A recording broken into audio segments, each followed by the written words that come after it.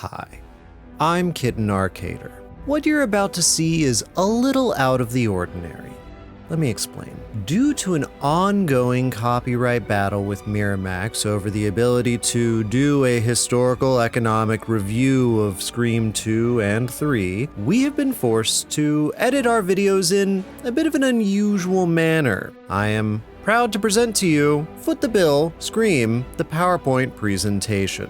Chapter 1, Ghostface, Cara de Fantasma. Officially at least 4 ghosts in a costume. When last we saw this ghastly hormonal movie fanatic, they were slashing their way through the college years. Cheap beer, cheap tuition, and cheap plastic surgery. What a time to not be alive. Now the ghost is facing Hollywood because we've got a trilogy, baby! Hello, and welcome to Foot the Bill, where we audit your favorite media. My name is Trey, and today we're looking at Scream 3, the most meta installment of the franchise to date. Set a few years after the events of Scream 2, Ghostface is bringing the band back together for one last hurrah, this time on the set of Stab 3, Return to Woodsboro. But before we can shout action, we need another ghost to explain the rules! If this killer does come back, and he's for real, there are a few things that you gotta remember.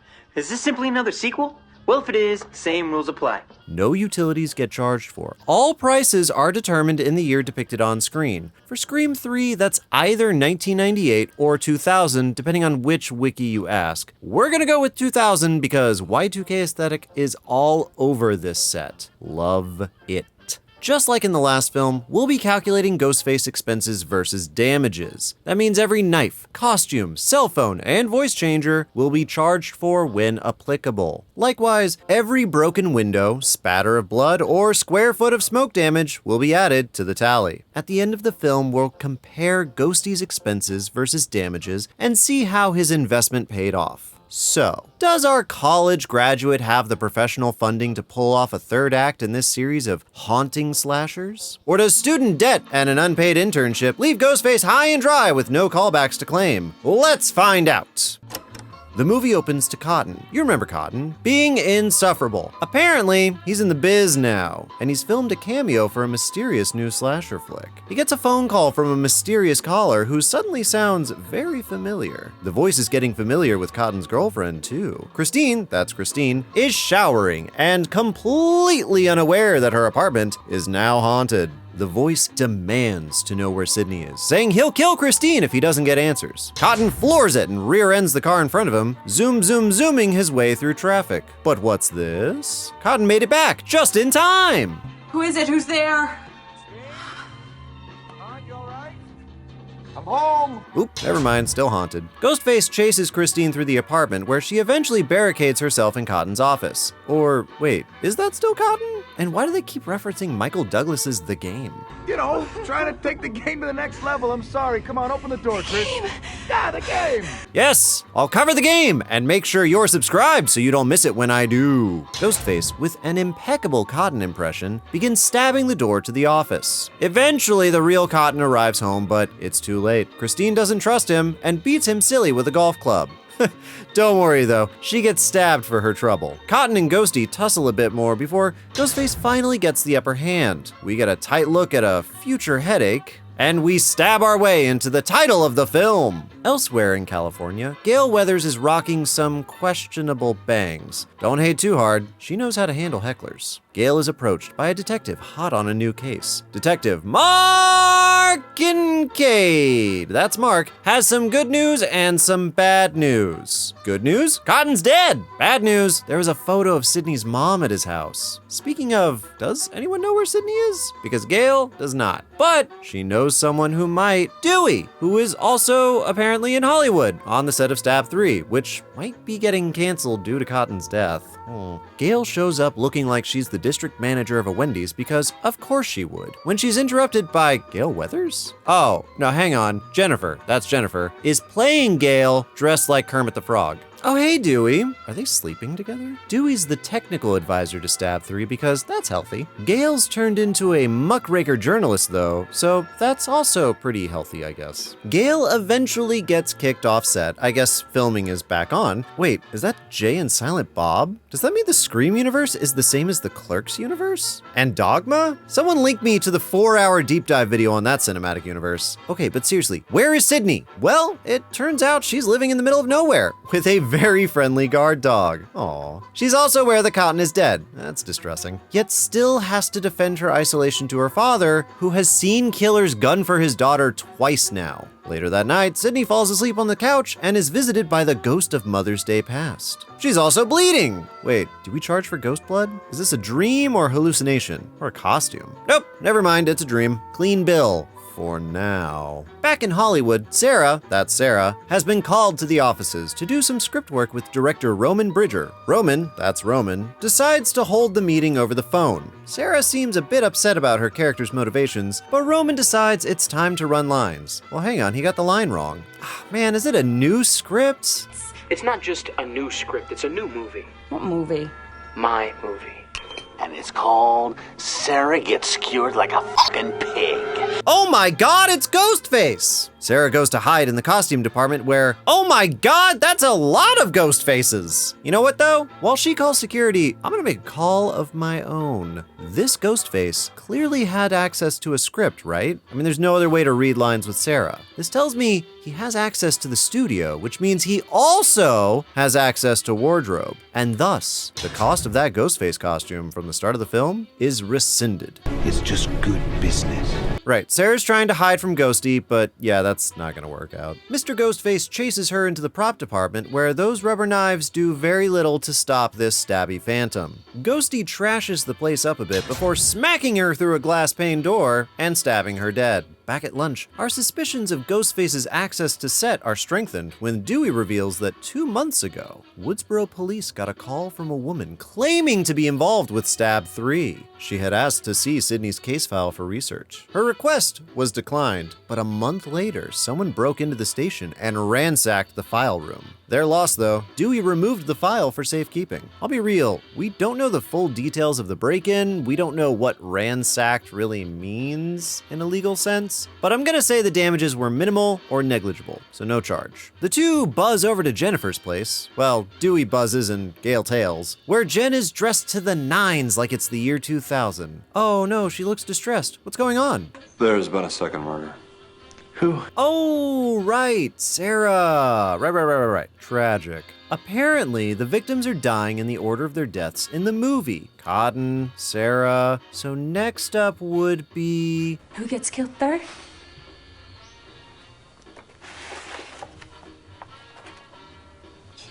Ooh, that sucks. God, I love her look. Take me back there. Back on set, another photo of Sid's mom shows up, and another wrench gets tossed into our plot machine. There's more than one script at play, so we don't actually know who dies next. Neat. Producers told us that there are 3 different versions of the script, something about trying to keep the ending off the internet. This line refers to the real-life tactics the production of Scream had to use to ensure the movie wouldn't be spoiled. Joke's on them, this movie got edited down to hell, as we'll see. Back on set, Roman, you remember Roman, the director of our little train wreck, is bemoaning the loss of control over his film. Although, I'm not even sure he really wants to be here. All I ever wanted to do was make a real classic love story. And the studio said they'd let me. I just had to do a scary movie for them first. Oh, Roman, you suffering artist with your very distinct, memorable glasses. Oh, he's getting arrested. Apparently, that phone call to Sarah has been found out. We're taken to a rap party at Jennifer's with Tom, that's Tom, he was playing Dewey, shredding the script. Angelina, that's Angelina, is the new Sidney. Was the new Sidney? This is too many people. We really need to thin this cast out a bit. Oh, good, yeah, let's have Gale show up. Why not? Well, Gale at least has some news. Roman's free. Did you know they released Roman? Sarah's call didn't come from his cell phone. Where did it come from then? A cloned cell phone. It's untraceable. The call to Sarah came from a cloned cell phone. And we can price that. By the year 2000, cloned phones were a bit more common than they were in the first film, and as such had a more stable economy around them. A cloned phone in 2000 would cost you around $300, so add that to the bill. Another break in the case comes from Dewey getting a second look at that photo of Sid's mom. Jennifer was on the same backlot for headshots as Gail. Maureen Prescott was an actress at the same studio. Outside, Ghostface attacks Steve Stone, the bodyguard. And that's Steve dying in the front door. Hi, Steve. Bye, Steve. Whoop, and the power's out. And there's a fax. Wait, there's a fax? Apparently, Ghostface wrote up a new script for this scene, threatening the gang with murder teases? 3 faxes later. Wait, we should charge for the faxes. Okay, pause the movie. Best I can reckon, there were fax services in the 90s and the 2000s that would send faxes for... Wait, do I need to explain what a fax is? Okay, so a fax is like an email, but through a phone or internet line directly to a printer. If you were really fancy, you'd have a home phone line, an internet line, and a fax line. In 2000, 3 pages would have cost...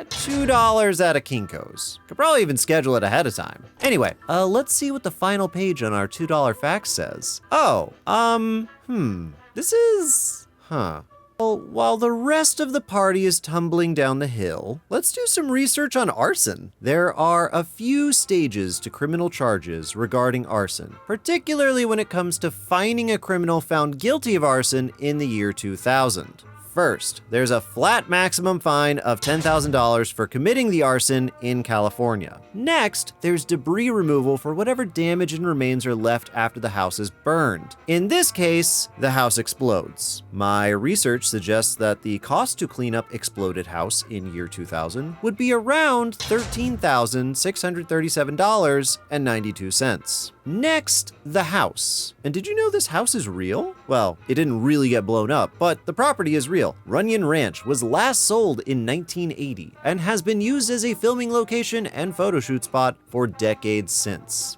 However, that 1980 price has a home inflation value for the year 2000, and that's approximately $706,983.87. As it turns out, based on my research, you can take an arsonist to court for compensatory personal damages to the tune of the value of the home and, depending on your insurance, up to 50% of the value of the home to recover items, shelter, food, anything really lost during the fire. That means Ghostface just racked up over $700,000 in damages, plus another $350,000 in additional losses. Whew.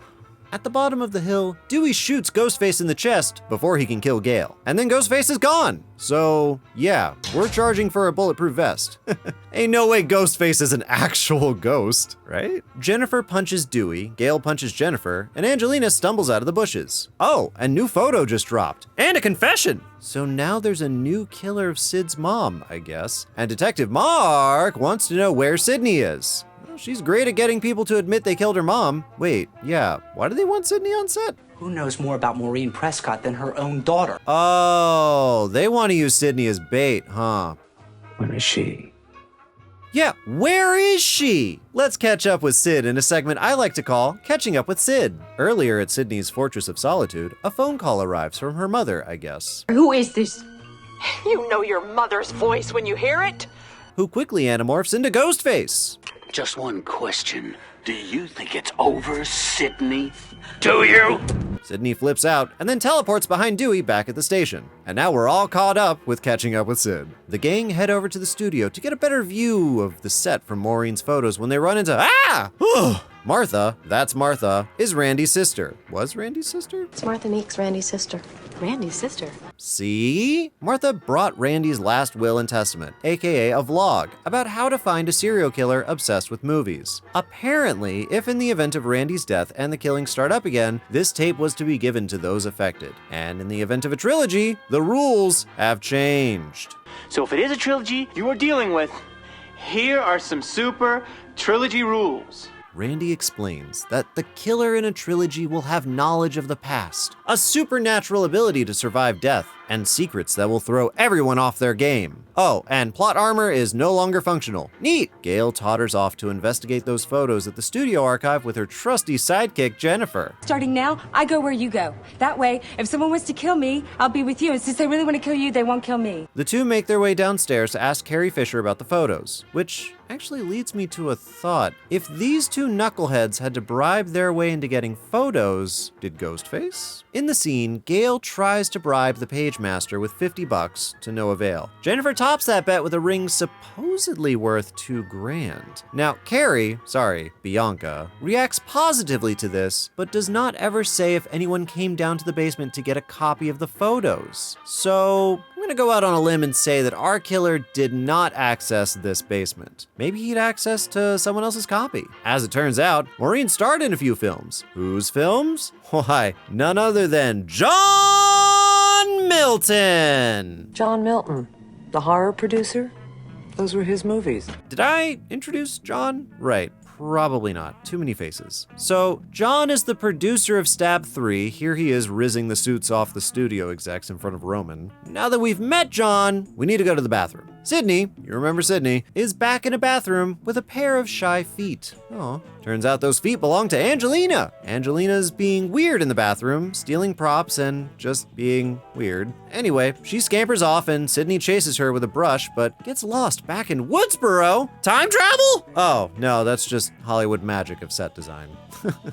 Of course, this wouldn't be Woodsboro without Sidney getting harassed by Ghostface! Aw, not the catering! Ah, jeez. The two chase each other around. Ghostface clearly more attuned to navigating the set than Sidney. Or maybe not. Sidney then hallucinates her mom, maybe, and tumbles out the window. Overall, the set damage here is pretty minimal, just some cleaning and a couple of stabs. The emotional damage, on the other hand, Jennifer, Gale, and Dewey decide to confront John Milton about his past with Maureen, but he's busy planning Roman's birthday. Why don't you head to the house, tell everybody not to cut the cake without me. Oh, happy birthday, bud. So yeah, John tries to play it off, but he knew Maureen. And he threw parties. And, well, some gross fucking Weinstein shit happened. Gross. Man's guilty. Whether he killed anybody is another question, but the man's guilty. Ew. Out on the road, Dewey gets a phone call from Sidney that she's headed to Roman's birthday party at John's house. Looks like the whole surviving gang is there. Angelina, Tyson, that's Tyson. He was supposed to replace Randy. There are so many characters in this movie, I cannot. The gang splits up to investigate the house, I guess. Roman and Jennifer head to the basement. I gotta admit, this basement is goals. And this house, minus any weird sex dungeons. Just regular dungeons, please. Dewey and Gale can't find Sidney, so they use caller ID for the second time ever in the series to see if Sidney really was the ring-a-ling-a-ding. Turns out it was Cabinet. Kidding. But Ghostface is definitely in the house. You should run. Oh my god, it's Ghostface's ghost kit! We've got mask, we've got cloak, we've got cell phone, we've got hockey puck?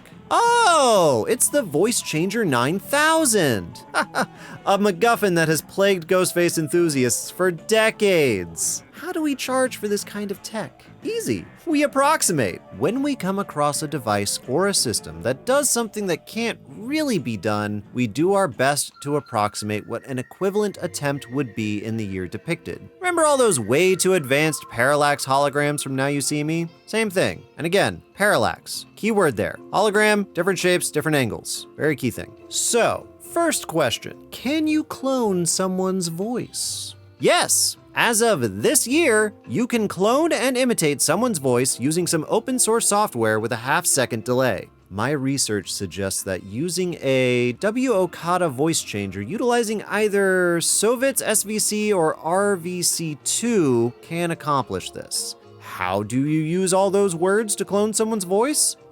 I'm not telling you that. You climb your own tree. The second question then is, how would you do this in the year 2000? Well, the likeliest method of even attempting this back then would be to utilize some field recordings for samples, then some audio software for splicing, and finally using all of that to build a rough model of a voice that you can filter through. Is this functional? Kinda. Is it perfect? No, nothing is perfect. The universe is entropic by nature, and decay is the only state of being. So yeah, get you a Marantz PMD 650 field recorder, some software, and let's say a G4 Mac for editing, and bada boom, voice changer-ish. tech on the housing for the device, similar to an era-appropriate MP3 player maybe, and sure, good enough.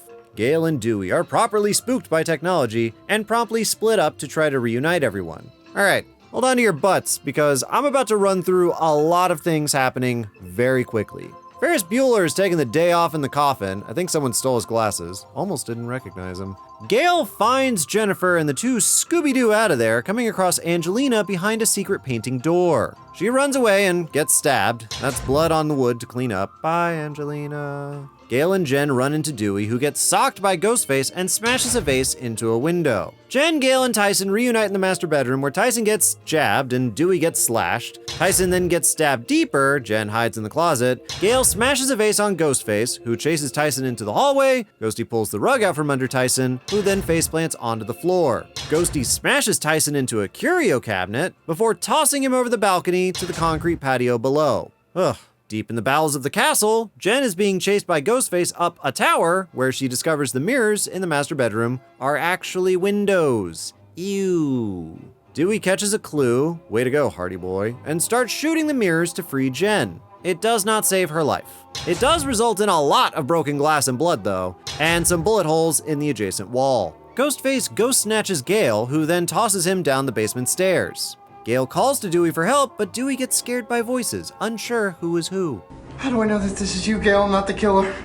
You're right, Dewey. Now's the best time to slow down and be cautious. Then again, a cautious cop probably would have pocketed the voice changer, but what do I know? I'm just a robot cat on the internet. Meowbot. Ghostface wakes up and Dewey takes aim, but he's finally out of bullets. Ghosty throws the knife at Dewey. Wow! Oh, it just bonks him on the head. That's incredible. Equally incredible, Ghostface pulls out a second knife? Well, hang on, is that allowed? Are there no rules against that? Back at the station, the cops are celebrating Roman's birthday with a pizza party, and Sidney gets a phone call from a secret admirer. Huh, sounds familiar. Weird. Oh, nope, it's Ghostface doing the voice thing. The question isn't who I am. The question is, who's with me? Ghostface laments Sidney's social issues. When you're friends with Sidney, you die. Ghosty makes a simple request. Show up and Sid's friends might live. It's a bit of a wishy-washy offer, but Sid acquiesces. But not before getting strapped. Sid arrives to the party, says hi to Tyson, hi Tyson, and is instructed to metal detect herself. Here's a neat question. Did Ghostface buy the metal detector or steal the metal detector? At this point in the game, we're looking at, wow, that's not a bill, that's a phone number. All right, we'll just say he bought it. Sidney scans herself and has to toss the gun into the pool. Better get that in a bowl of rice soon. And walks inside to find Dewey and Gale tied up. Where is he? I don't know. He's right there! Ooh, that has to hurt. Oh, surprise second gun, let's go! And Ghosty is dead. So, how much did he spend on— wait, he's gone? Again? Ah, come on! Wait a minute, Detective Mark Kincaid, what is going on here? As it turns out, Mark was invited by Tyson to join the party. Just as Sidney gets suspicious though, Ghostface starts wrestling with Mark, and the two start trashing the living room before Ghostface turns to trash Sidney. Ooh, he misses, however, and instead trashes that plate glass door. Sid eventually makes her way to the secret screening room everybody's been jazzed about. She starts hallucinating her mom's voice, maybe? And a bloody body sheet walks into the room? Oh, nope, it's Ghostface. Man, he's really obsessed with Sidney's mom. What's up with that? Oh hey, bulletproof vest. I knew it. And based on the number of shots fired into it, this is definitely Ghosty's second vest, not first. So apparently, this Ghostface thinks Sidney's mom is his mom? Oh my god, it's— She shut me out in the cold forever. Her own son.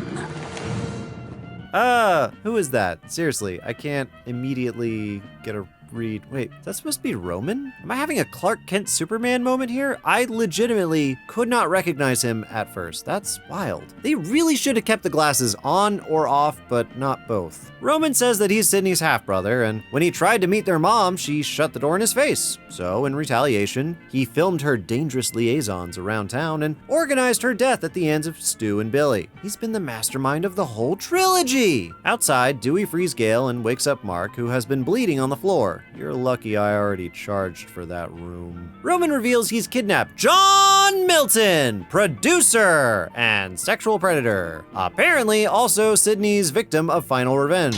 Oop, Roman slit his throat. Damn. You know, Sidney must have taken some psych classes in college, because she gives a pretty succinct diagnosis of his homicidal tendencies. Stop! You know why you kill people, Roman, do you? Don't want to hear it! Because you choose to! There is no one else to blame! Damn it! Why don't you take some f***ing responsibility? You! You! I told you it wasn't video games. The two tussle around the room, smashing vases, again with the vases, stabbing bars, more broken glass, when Dewey manages to pop the breaker, and Mark sneaks inside, only to get conked out by a chair. Sid tries to get the jump, but Roman shoots her twice in the chest. The movie ends. Roman wait, what? Oh, Sidney's gone. Roman goes hunting for a new ghost, the ghost of Sidney Prescott, when she pops up and stabs him in the back, and then in the chest. Dewey and Gale finally bust in, Roman dying on the floor. This room is a mess. Sid and Roman hold hands as he dies. The movie ends. Sidney, kidding, he's not dead. Get him, Dewey! Every time with this. Roman dies, again, and we're teleported to Sidney's Fortress of Solitude, being not so solitary anymore. Dewey proposes to Gale by destroying one of her books, openly admitting that it won't work out between them. But trauma bonding is one hell of a drug. The three settle in for some quality movie time, and this time, Sid leaves the door wide open to a bright new future. Oh, and Mark Kincaid is there. And they never made another Scream movie. Wait, there's another one? And another one? And another one? Well, they tanked the story with that one. There couldn't possibly— a seventh movie? Son of a— So, how did Ghostface turn out? Did film school and Hollywood hookups pay off? Or was Ghostface's efforts a box office bomb the summer before Superhero Frenzy? Let's find out.